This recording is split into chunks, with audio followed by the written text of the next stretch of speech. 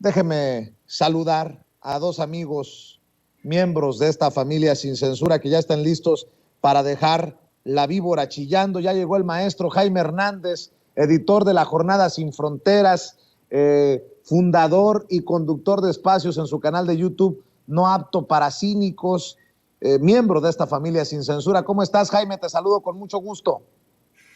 Buongiorno, caro amigo. Aquí estamos, listos para lo que tú me digas. Gracias, mi querido Jaime, siempre tú dispuesto a cumplirle a la audiencia de Sin Censura. Déjame saludar también a Kurt Harvard, escritor, periodista independiente, hombre comprometido desde su trinchera con la verdad, y a quien le agradezco mucho que forme parte de esta familia de las mesas de diálogo de Sin Censura. ¿Cómo estás, Kurt? Te saludo con mucho gusto. Hola Vicente, buenos días. Gusto estar nuevamente aquí contigo, con Jaime, y que con la audiencia para comentar varias cosas de cierta importancia, diría. Oigan, ¿cómo ven estos golpes, no solamente desde México, sino desde el extranjero, para la cuarta transformación, para el presidente Andrés Manuel López Obrador? Ahora Ricardo Monreal también recibe su espacio en el Washington Post. Ahí en el Washington Post he leído, no sé si todavía escriba Julio Astillero, escribía o escribe Carlos Loret de Mola, escribía o escribe León Krause. Ahora le dan espacio a Ricardo Monreal para escribir su columna. Vemos a Jaime Bailey desde la Florida de Marco Rubio, llamándole de todas maneras al presidente Andrés Manuel López Obrador.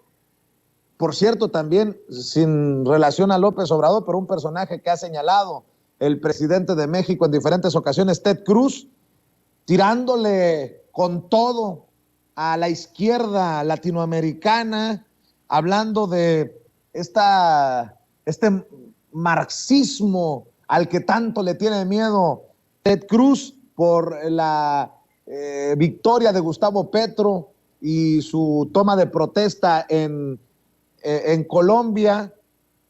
Denme su opinión de esto que estamos viendo. Ahora en México las cosas no están mejor. Mencionaba hace rato a Beatriz Pajés, que dice que López Obrador quiere destruir a la Iglesia Católica. Y bien me has dicho, Jaime, y bien lo hemos analizado en diferentes mesas, Kurt, lo peor estaría por venir rumbo al 2024. Bueno, empecemos en el 2023 con el Estado de México, que es uno de los estados política y electoralmente hablando más importantes de la República Mexicana. Te escucho primero, Jaime. Pues fíjate que es interesante toda esta, ¿cómo definirlo?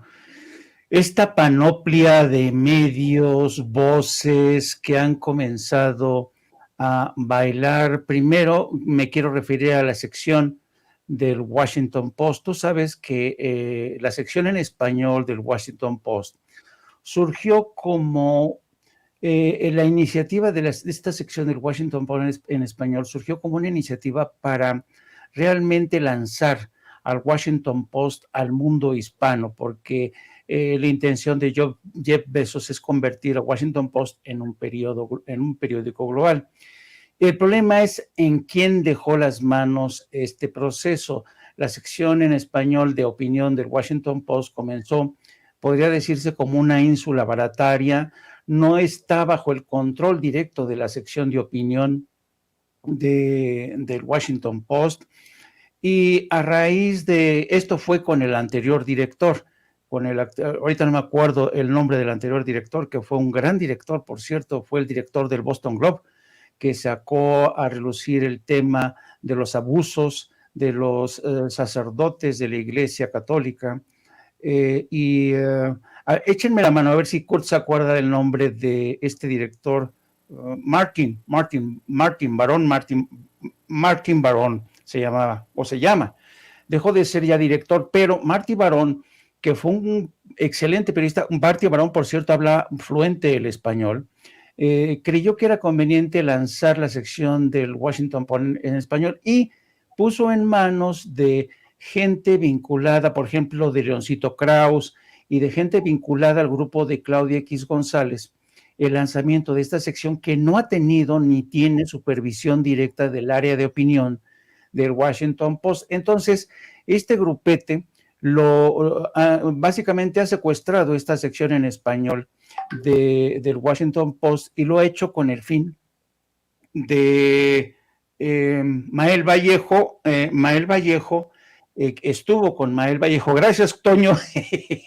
Ese Toño me encanta. Mael Vallejo, que tenía vínculos con el grupo de Claudia X González, y entonces entre ellos empezaron a fichar. Uno de los primeros fichajes de la sección de opinión del Washington Post fue, curiosamente, Carlos Loret de Mola, y Mael Vallejo fue primero en adoptar a Carlos Loret de Mola, cuando se supone que Loret de Mola lo corrieron por instrucción precisa del presidente Andrés Manuel López Obrador de Televisa. Ya sabes, ¿te acuerdas de esa frase que dijo Loret de Mola? No, me están persiguiendo, soy un perseguido político. Entonces le dice Mael Vallejo, vente con nosotros a la sección en español del Washington Post. Y la estrategia de Mael Vallejo es ir mezclando manzanas podridas con manzanas sanas, es decir, mete a Loret de Mola, pero invita a otros colaboradores que no están quemados como Loret de Mola, y este es un proceso le han lavado la cara, entre otros, a Loret de Mola en el Washington Post. Bueno, y ahora vemos cómo Ricardo Monreal, que es un viejo zorro, se ha colado en este gallinero, y con la intención de decir que Morena ya no es lo que era, porque desde que se salió el presidente todo es un desmadre. Entonces, ahí te das cuenta de cómo alguien ya tiene secuestrada desde hace tiempo esta sección. Hacen como que invitan a periodistas honestos, pero los mezclan con otros personajes impresentables, ¿no? Bueno, pero esto han convertido esta especie de chiringuito, de puesto callejero de la opinión, de la sección de opinión en español del Washington Post, una especie de francotiradores que están, porque si tú revisas el historial, los que más publican, Loret de Mola, León Krauss, y ahora está debutando el señor Ricardo Monreal. Bueno, pero también esto tiene que ver con una percepción que hay desde Estados Unidos sobre la realidad de América Latina en general y de México en particular. Estaba revisando la intervención de Ted Cruz a propósito de la asunción al poder de Gustavo Petro, y es fascinante, ¿no? Es como revivir, ¿sabes?, la época del macartismo, ¿no? Cuando Estados Unidos iba de todo aquel y de todo aquello que sonara comunista, socialista, la época de las listas negras, y Ted Cruz se ha apalancado ahí en momentos en que el Partido Republicano se está corriendo cada vez más a la extrema derecha, incluso con una nueva forma de neofascismo, ¿no? Entonces, es fascinante porque cuando escuchas tú a Ted Cruz hablando contra la amenaza de una América Latina que se está orientando más hacia el socialismo y el comunismo, por cierto, unas etiquetas que han perdido su razón de ser. Ya no puedes hablar de socialismo y comunismo como se hablaba en la década de los 50, 60 en Estados Unidos. Pero bueno, el caso es que estaba yo reflexionando mientras escuchaba a Ted Cruz, que mientras Ted Cruz lanza su perorata para advertir contra la amenaza que encabeza, por cierto, Andrés Manuel López Obrador, de todos estos grupos de izquierda, que ahora a las que se suma Gustavo Petro, y se va a sumar muy posiblemente Lula en Brasil, esta locución, esta perorata de Ted Cruz se produce, querido Vicente, querido Kurt, a solo una semana de que en la Casa Blanca el presidente Joe Biden tuviera un encuentro en privado con algunos historiadores, con algunos intelectuales, y en esta reunión en la Casa Blanca, el presidente porque es un hábito que ya ha adoptado la Casa Blanca de llamar a consultas a historiadores, intelectuales, librepensadores, para que de alguna manera vayan coachando, que le den su opinión al presidente y el presidente toma nota y decide en consecuencia. Bueno, en esa reunión de apenas la semana pasada, este grupo de historiadores le advirtió al presidente Biden de dos problemas muy graves. Uno, la división tremenda, la polarización tremenda que se está viviendo en Estados Unidos y que se parece mucho al periodo de la guerra civil, el momento digamos, el prolegómeno de lo que fue la primera guerra civil con Lincoln, ¿se acuerdan? Bueno, y si el país está tan dividido que nos encontramos en una situación muy parecida a la que pasó con Lincoln. Cosa interesante, ¿no? Mientras acá Ted Cruz habla del peligro del comunismo, en la Casa Blanca los historiadores que tienen una visión de más largo aliento dicen, presidente, tenemos un problema serio de división en casa, tenemos que resolverlo de una manera. Y un segundo problema, no menos preocupante, es que esta nueva corriente neofascista está creciendo cada vez más. Tomó impulso con Donald Trump, pero ahora es cada más evidente porque esta nueva corriente neofascista se ha hecho con el control o parte del control del Partido Republicano. Esa es otra de las grandes amenazas que está enfrentando Estados Unidos, la democracia de Estados Unidos, y es un periodo muy similar de la década de los 40, cuando estaba Franklin Delano Roosevelt, y en aquel momento había un coqueteo impresionante en Europa, ¿se acuerdan? En la década de los 40, con el fascismo en Europa, Hitler, Mussolini, Franco. Entonces le están diciendo al presidente, tenemos dos grandes amenazas, el neofascismo, uno de cuyos rostros lo vemos encarnándose en Ted Cruz, y la división interna, que estamos prácticamente a la orilla de un abismo de división. Yo no sé, tenemos que resolver esto lo más pronto posible. Entonces, se me hace realmente irónico que en ese contexto realmente de alta volatilidad social y política en Estados Unidos, Ted Cruz quiera dar lecciones a América Latina, cuando América Latina y México por fin se han dado cuenta que el modelo neoliberal ha fracasado, que América Latina y México ya no pueden con más revueltas, con más protestas sociales. Hay que acordarnos que antes de la pandemia, queridos amigos, las revueltas de protestas en toda América Latina, en gran parte de América Latina, se habían convertido en la escena de todos los días. Cuando viene la pandemia, se sofocaron, pero es este reclamo de la sociedad que ya no aguanta tener en el cogote la bota del neoliberalismo, fue lo que provocó, entre otras cosas, la victoria de Andrés Manuel López Obrador. Así es que yo creo que lo que hemos visto en el acto de Ted Cruz es primero que demuestra hasta qué punto algunos políticos en Estados Unidos están completamente desinformados, uno, y dos, y te refleja también el carácter, yo digo, a lo mejor me equivoco, pero yo creo autista de una nación como Estados Unidos, queridos amigos.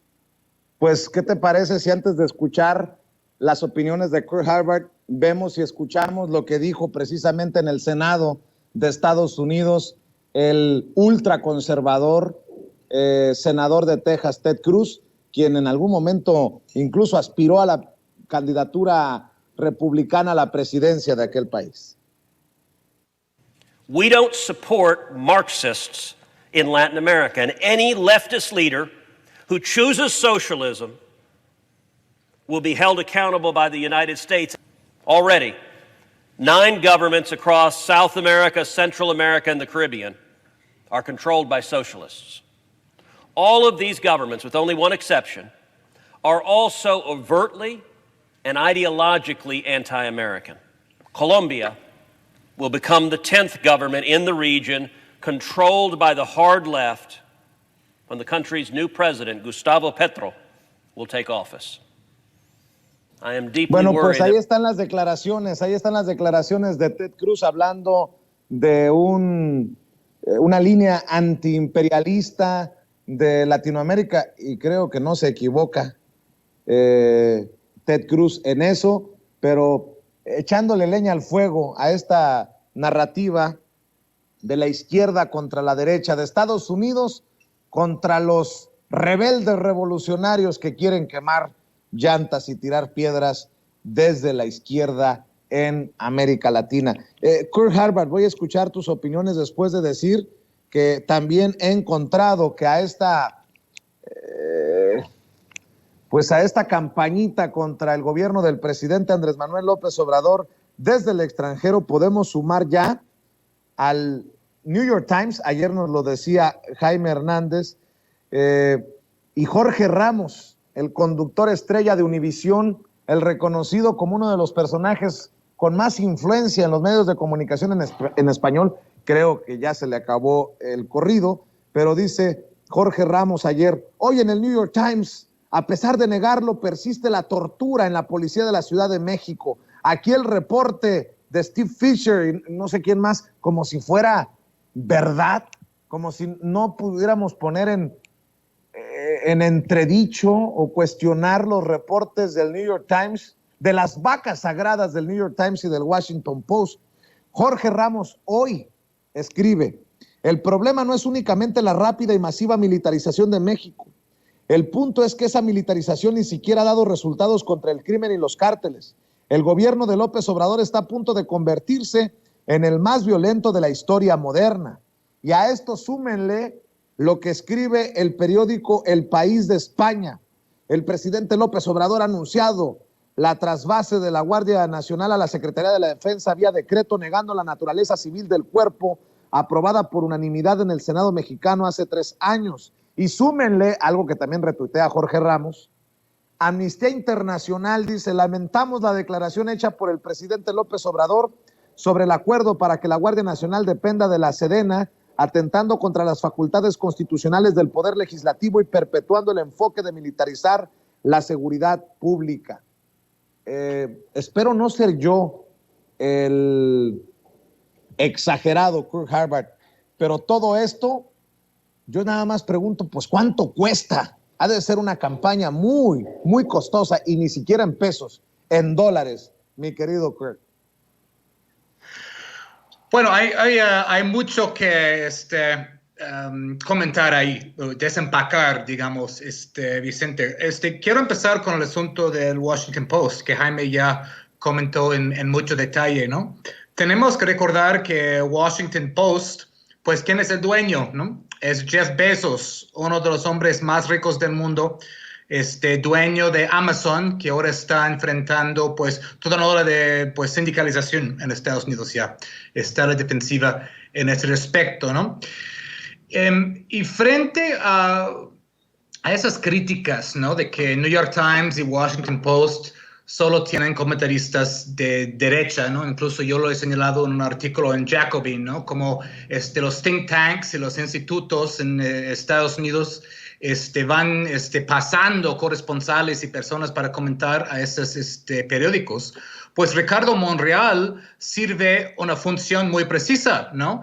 Ahora el Washington Post puede decir, pues miren, tenemos a alguien de izquierda, tenemos a alguien de Morena misma, ya no nos pueden acusar de no tener variedad de opiniones, ¿no? En nuestra sección en español, ¿no? Si es alguien desde Morena diciéndolo y un senador además, bueno, esa es una voz importante, ¿no? Entonces, el hecho de que hayan insertado a Monreal ahí dentro de la estructura de Washington Post, que normalmente pues recicla las mismas voces de los think tanks y institutos, ahí en términos de América Latina, y también les lava la imagen de personas como Loret de Mola, etcétera, pues tiene una función muy precisa para ellos.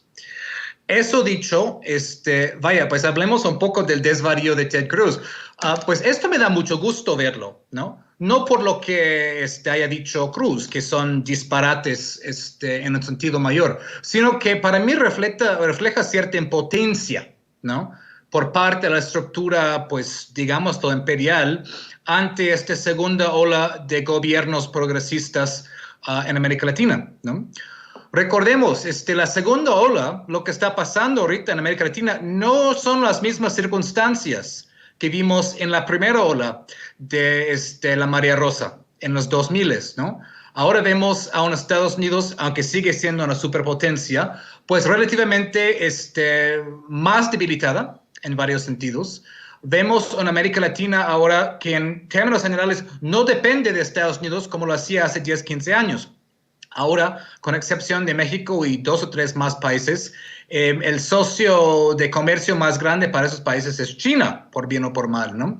Entonces, lo que vimos justamente hace algunos meses en el asunto de la cumbre de las Américas, ¿no? Donde la negativa de AMLO de asistir a la cumbre desencadenó una serie de contestaciones a lo largo del continente. El asunto que hemos visto con CELAC, con estas propuestas de intentar iniciar a formar una organización diplomática pan-latina, pan-caribe. Ahora, lo que sí se ve como una amenaza mayor, esta propuesta de formar una empresa de litio entre México, entre Bolivia, entre Argentina, para usar el litio no solamente para exportar materia prima, que ha sido la función de América Latina siempre para los poderes coloniales, sino de usar el litio para producción en el continente de baterías, coches eléctricos y demás. Entonces, es emocionante ver lo que está pasando con esta segunda ola. Quiero pensar que también se ha aprendido de ciertos de los errores de la primera ola para ir reforzándose, ¿no? Para que no vuelva a pasar lo que pasó en los años 10 de este siglo, que fue pues un desmoronamiento de esas alianzas en varios de esos gobiernos, por lo menos temporalmente. ¿Quién es Ted Cruz? ¿No? Como bien mencionó Jaime, hay preocupación en Estados Unidos por la polarización tan fuerte que pues está a borde de una guerra civil. No es una gran exageración, ¿no? Y también vemos una ola de un neofascismo, ¿no? Al cual pertenece Cruz al 100%. Él está en la ala más extremista del del Partido Republicano. Vaya, yo he criticado mucho a Joe Biden y a los demócratas por su flaqueza, por su debilidad, ¿no? por ser vendido a intereses corporatistas, y lo seguiré haciendo. Pero el Partido Republicano, el Partido Republicano ha caído por el acantilado de la derecha, ¿no? Ha llegado a una extrema derecha que es realmente preocupante, ¿no? En muchos sentidos. El mismo Ted Cruz estuvo ahí alentando, ¿no? El motín del 6 de enero, ¿no? En el Capitolio de ahí, ¿no? Pero muy bravucón Ted Cruz, ¿no?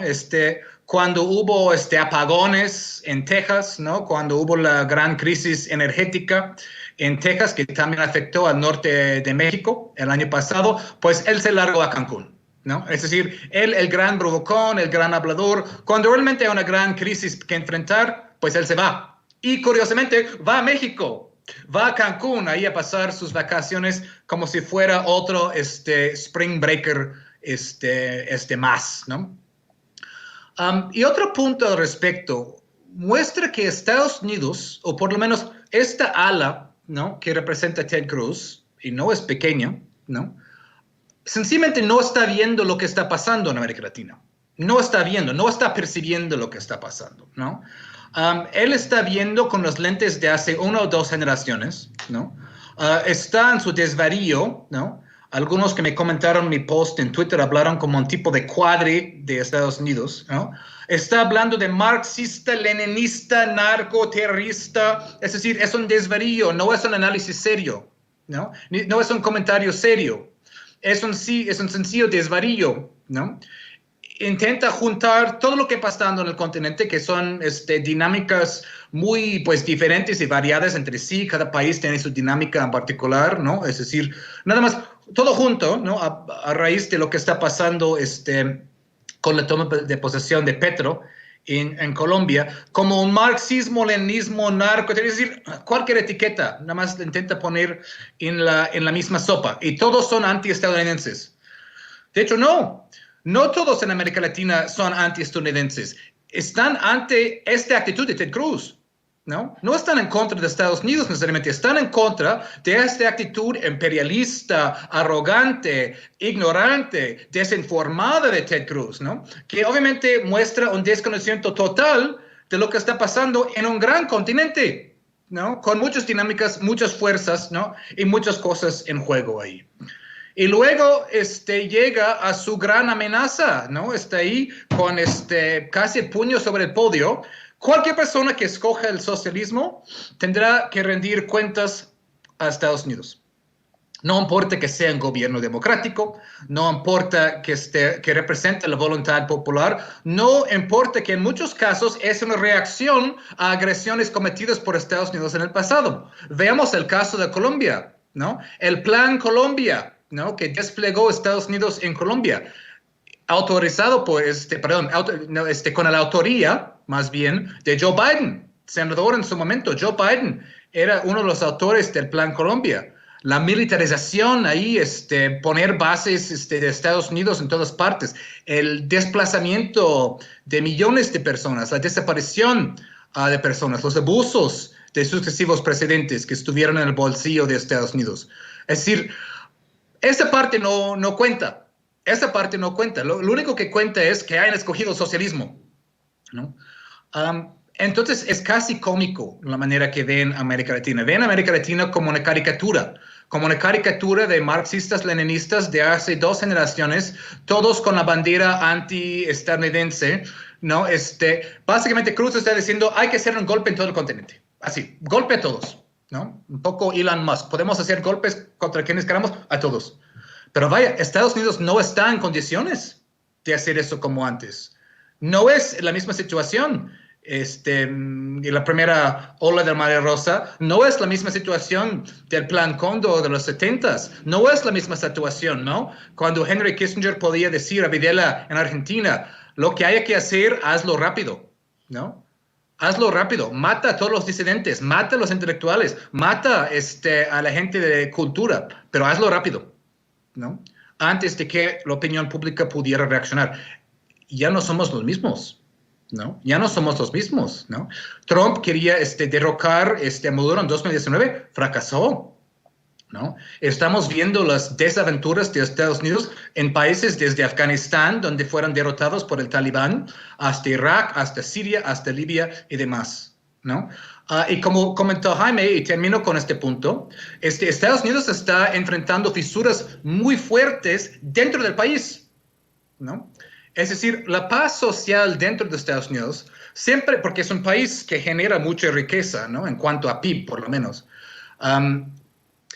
La paz social o la relativa paz social en Estados Unidos siempre se ha basado en la posibilidad de distribuir por lo menos una parte de esa riqueza a las clases medias. Los pobres, no, pero por lo menos las clases medias, algo de la clase trabajadora, para mantener cierta paz social. Eso ya no está pasando. Estados Unidos tiene una enorme fisura, grieta entre ricos y pobres. Los ricos muy ricos, ¿no? 1% menos, una fracción de 1% del país tiene la mitad de la riqueza del país. Muchas personas, más de la mitad en el país, están viviendo de cheque en cheque, de pago en pago, ¿no? No tienen dinero en el banco para enfrentar sus necesidades básicas, ¿no? Mucha gente, pues vemos, están viviendo en sus coches, van por ciudades como Los Ángeles, como Filadelfia, ves calles y calles de personas viviendo y durmiendo en la calle. Y ya que no hay un sistema sanitario funcional en Estados Unidos, si te enfermas de manera grave, podrías perder todo y terminar en la calle, ¿no? Esa situación ahí en Estados Unidos es bien precaria, ¿no? Mucho más que hace 10, 15 años en el momento de la primera ola de la marea rosa, ¿no? Entonces, Cruz y sus cuates harían bien en atender a eso, pues además del asunto de Texas, de la inestabilidad de su red eléctrica, es decir, de repente, pues la gente no recibe servicios básicos, ¿no? En el país más rico del mundo. Entonces, en todo este contexto, por eso yo veo su discurso en el Senado como un discurso más bien de debilidad, más que fuerza. Pues qué interesante todo lo que estamos escuchando para llegar también a otro tema, Jaime, Kurt, que es el del cártel inmobiliario, del panismo. Ahora desde Morena, con muchos pantalones, Aleida Alavés, la diputada federal de Morena, pide que se le quite el fuero, que se le haga juicio de procedencia, que se le lleve juicio de procedencia al coordinador del PAN, de los diputados a nivel federal y al coordinador del PAN en el Congreso de la Ciudad de México. Los panistas que tanto se alebrestan, que le llaman tirano a López Obrador, que dicen esto y lo otro, pero que callan, o que van a decir que van a acusar persecución política contra sus muchachos, en esto que a todas luces es una situación que debe de investigarse y castigarse. Es una investigación de la Fiscalía sobre este ya conocido como el cártel inmobiliario, mi querido Jaime Hernández. Mira, voy a empezar, si me lo permites, querido Vicente, por hacer solamente una puntualización relacionada con el reporte del New York Times y lo voy a vincular con lo que tú acabas de decir de este cártel inmobiliario. Me parece una maroma rara, pero me voy a explicar. Para darle contexto a la gente, Jaime, nada Dime. más para darle contexto a la gente. ¿Te refieres a lo que publicó el New York Times ayer, que habla de Exacto. tortura, que habla de básicamente un fiasco en temas de seguridad en el gobierno de Claudia Sheinbaum en la Ciudad de México, ¿no? ¿A eso te refieres? Exactamente. Y te voy a decir por qué de alguna manera está vinculado a lo que ha ocurrido con el PAN. Mira, yo creo que este tema que ha llamado la atención poderosamente de Jorge Ramos y esta mañana de Carmen Aristegui, diciendo, se llevan las manos a la cabeza y dicen, pero qué barbaridad, pero si el New York Times lo está diciendo, esto te revela hasta qué punto Jorge Ramos y personajes como Carmen Aristegui todavía adolecen de este colonialismo, ¿no? Si lo dice el New York Times, es como si no fuera prácticamente es infalible, ¿no? Como los papas, ¿no? Y yo creo que The New York Times, siendo un periódico con una larga tradición y gran reputación, pues no puede ser visto, ¿sabes?, como un dios terrenal del periodismo, francamente no. Y no quiero criticar a todo el periódico, sino a este trabajo que publican la corresponsal del New York Times en la Ciudad de México y un colaborador. Bueno, mi crítica al artículo es, uno, cuando uno hace como reportero lo que se conoce como un gran angular, es decir, te concentras solamente sobre un tema muy acotado y específico, que es lo que quiso hacer el New York Times, y quiso hacer un gran angular sobre lo que es el tema de la tortura, violación de derechos humanos en el seno de la policía capitalina.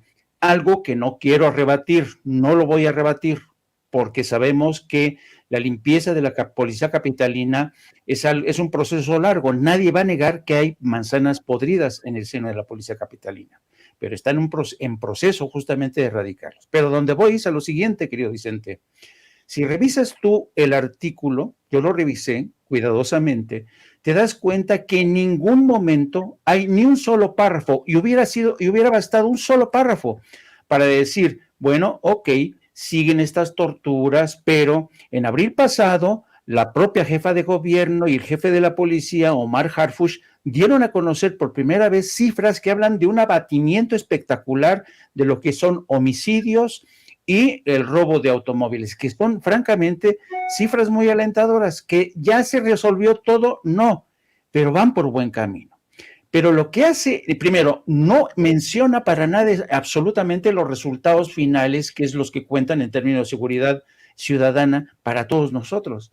Pero otra cosa que hace, y te lo voy a leer porque a mí se me hace francamente grave, porque lo que sugiere este reportaje es que con el fin de mejorar su posición de cara a las presidenciales del 2024, lo que está haciendo Claudia Sheinbaum y toda la gente responsable de la policía capitalina es, no importa cuál sea el método, torturen, siembren droga con inocentes, hagan todo lo posible con tal de que bajemos, es decir, se vale todo con tal de que la posición de Claudia quede estupendamente posicionada de cada 2024. Es una sugerencia muy grave del New York Times, sugerir que Claudia Sheinbaum acepta esta estrategia de no importa, hay que torcer brazos, hay que torturar con el fin de llegar al objetivo último, que es desaparecer estas violencias, estas cuadrillas de malandros que venden droga.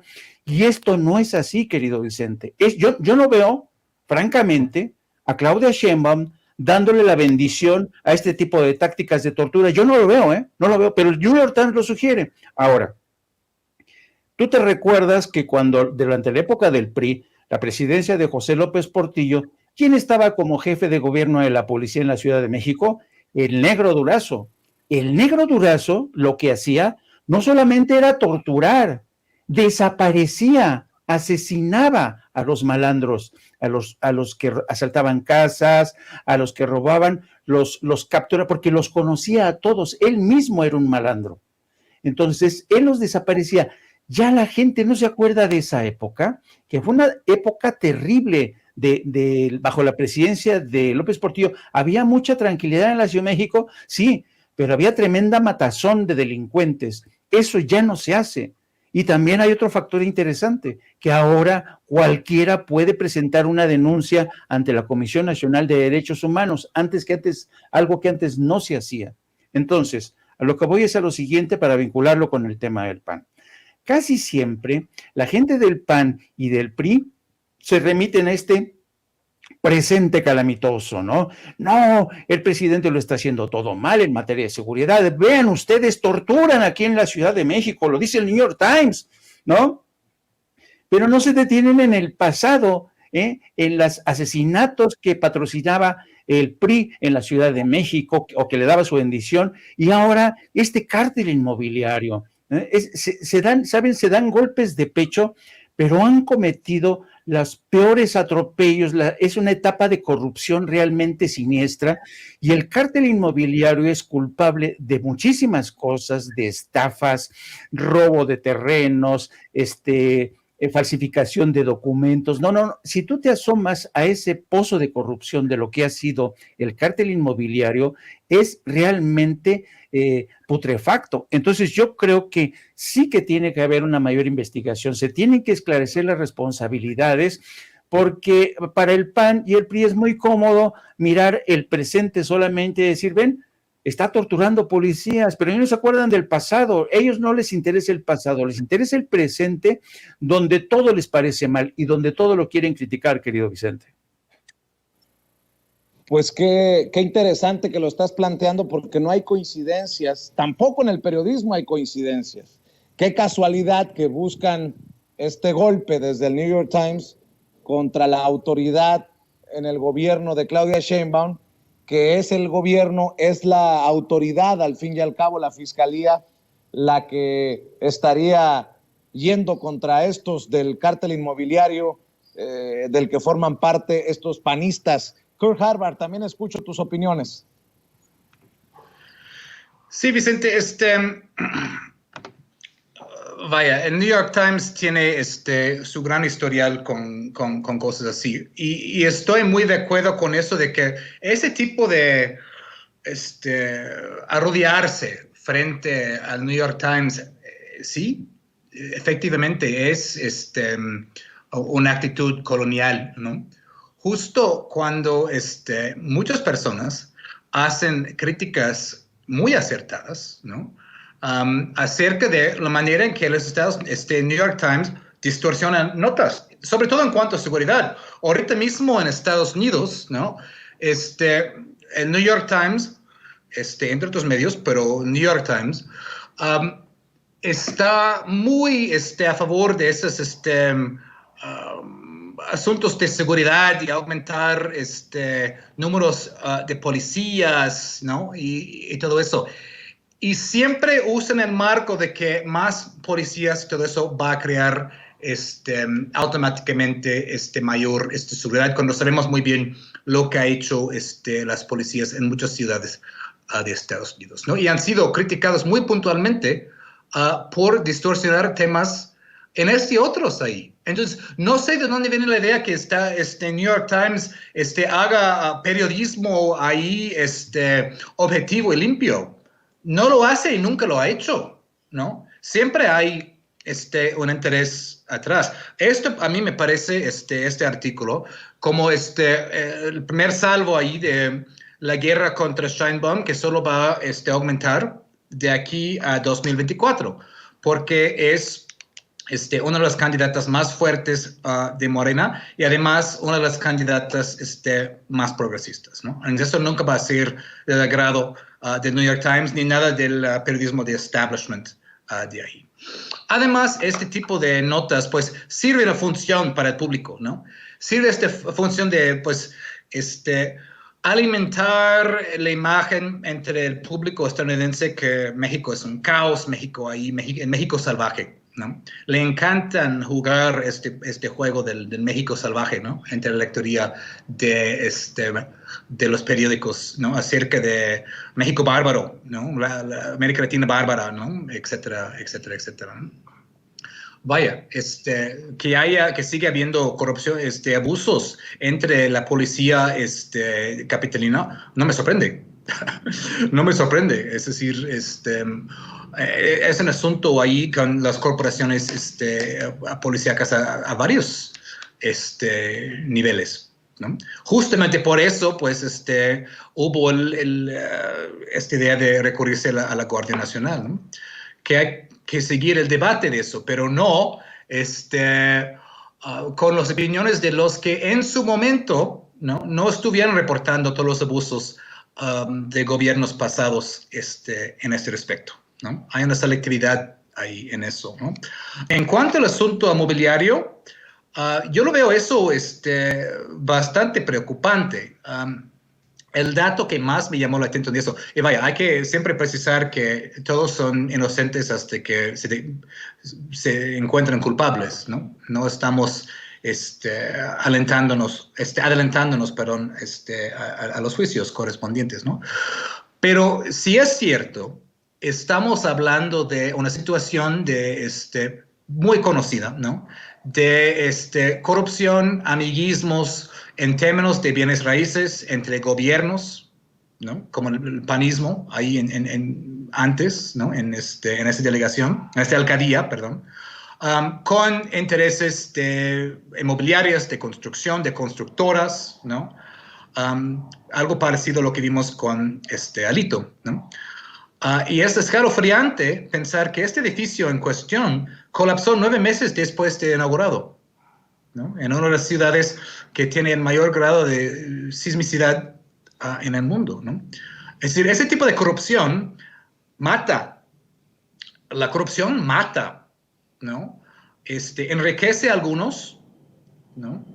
Que históricamente han salido ilesos y impunes de eso, pero mata. Es decir, crea estructuras inestables, crea una situación donde la gente está viviendo y trabajando en edificios que no están seguros. Y esto es escalofriante. Eso es realmente algo muy, muy grave, muy serio, ¿no? Y vemos, ¿no? una derecha podrida hasta la médula.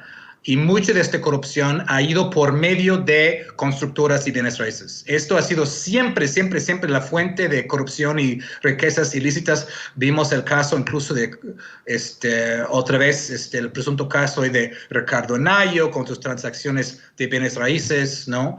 Es casi imposible no encontrar un político del PAN y el PRI que no hayan tenido transacciones en cuanto a bienes raíces, lotes, estructuras, constructoras, y eso es algo que hay que investigar y limpiar a fondo, ¿no?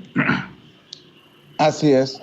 Querido Kurt Harvard, ¿por qué no dejamos aquí la mesa de diálogo, invitando a la gente para que te apoye en tus espacios, en tus redes, en tus esfuerzos, que no necesariamente tienen que ser todos periodísticos, y me refiero a los editoriales. Estamos intentando que amor con amor se pague, Kurt. Muchas gracias, Vicente. Me pueden encontrar en Twitter, @KurtHackpath, ahí mi nombre completo. También tengo una columna mensual en la revista Sentido Común. Escribo para la revista Jacobin en inglés mensualmente. Estos artículos están en inglés, pero muchas veces se traducen al español.